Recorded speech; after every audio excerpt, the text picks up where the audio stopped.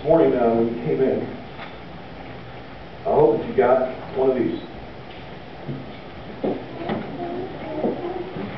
So our next sermon series we're going to be kicking off next weekend. It's the end of the world as we know it. I feel fine. Some of you may know that line without the question mark from a few years ago. Maybe not.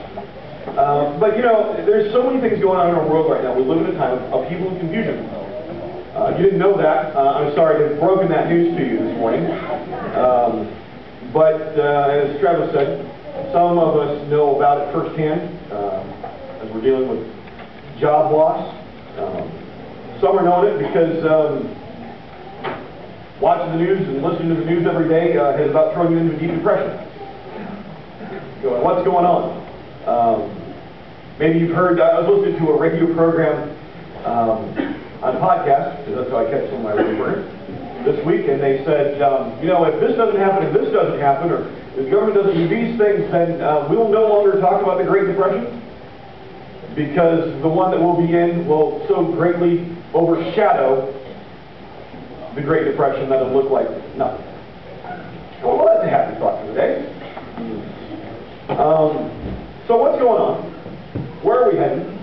And more importantly, how do we get through it? And what does the Bible have to say to us?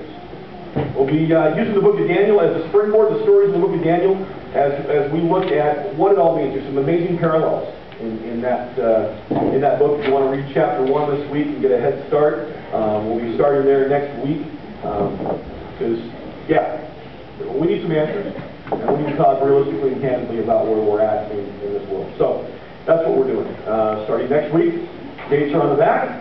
So invite a friend. You know, if you're having perhaps these conversations at work or wherever, people you know having those questions, what's going on? People are talking about it. Invite them.